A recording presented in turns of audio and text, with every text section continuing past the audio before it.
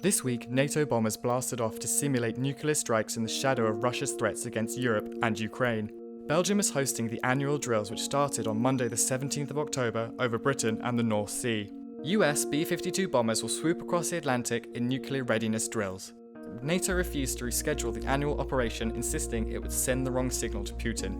We spoke to defence analyst and military commentator Stuart Crawford about the purpose of Steadfast Noon and what NATO aims to achieve with its drills. Steadfast Noon is a recurring NATO exercise. It happens annually, in which NATO exercises its nuclear response mechanisms. It is NATO-led, but of course the primary player in all of this is the USA. And basic format of it is what they call nuclear sharing, whereby the United States fits out aircraft of non-nuclear owning members of NATO, like Belgium and Italy, and then trains the pilots in how these systems, the targeting systems, operate and how to deliver a nuclear response.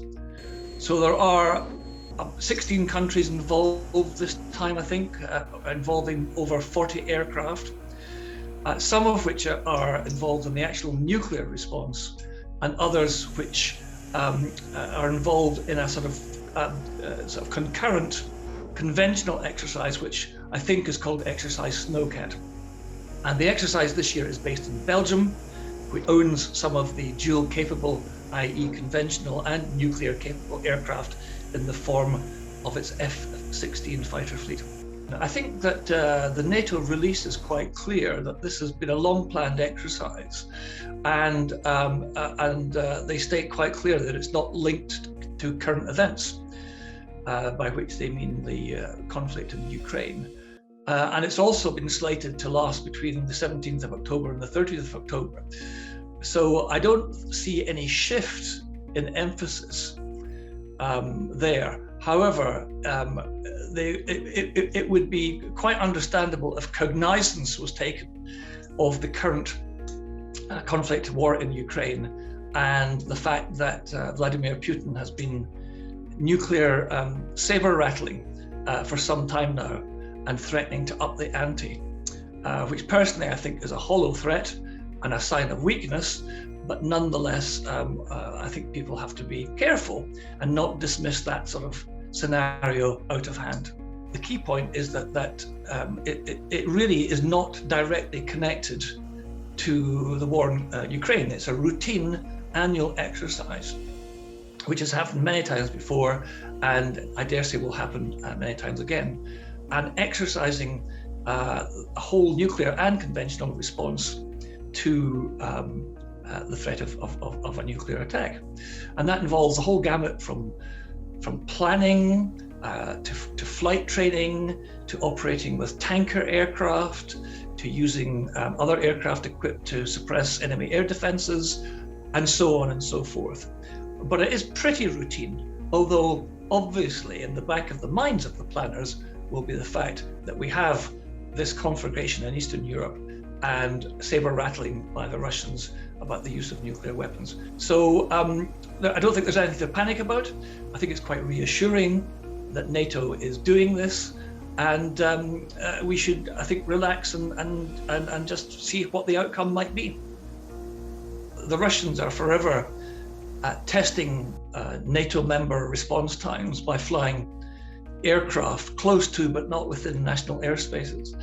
And the recent incursion by the Tupolev bombers near Alaska has flown them into the Alaskan Air Defense Identification Zone, but crucially not into US airspace. And this happens all the time. It's happening in Alaska. It happens in the North Sea frequently, and it's a demonstration of the fact that Russia can fly such missions, and also a test for NATO members generally, but other nations as well, as to their response.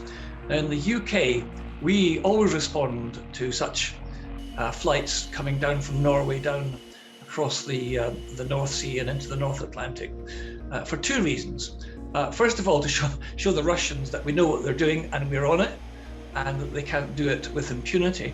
But secondly, and perhaps more importantly in peacetime, when the Russians fly such flights, they turn the transponders off in their aircraft, and therefore civilian air control doesn't know where they are. Now, obviously, they're picked up on military radars, and a big part of the reason that we intercept is that when in Britain's case, the Typhoon aircraft intercept the Russians, we at least can plot where the Typhoons are, and therefore know where the Russians are, and warn civilian aircraft accordingly to stay clear.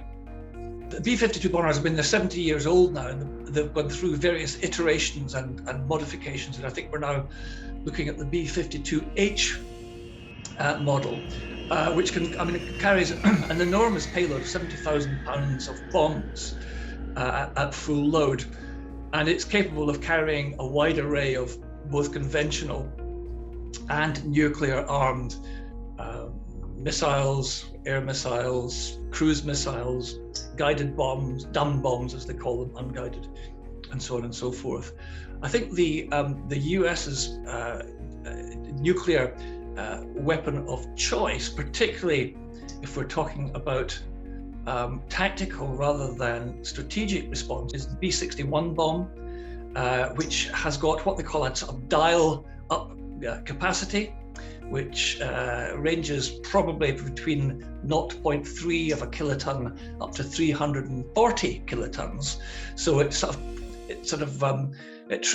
transcends from a tactical nuclear weapon to a strategic nuclear weapon. And to put that in context, the Hiroshima bomb was 21 kilotons as opposed to 340 kilotons. So we're talking about a fairly impressive weapon. And that is their weapon of choice, a primary weapon of nuclear retaliation at the tactical to strategic level at the moment. But of course, there's a vast array of other weapon systems from cruise missiles upwards, which are nuclear capable as well. We need to remember that the only time that nuclear weapons have been used in war is when one side had them and one side didn't. And the US attacks on Hiroshima and Nagasaki in 1945 were done against that background. And since multiple nations have had nuclear weapons, there's been no use of them, as far as I'm aware, although there's been obviously been testing in various scenarios.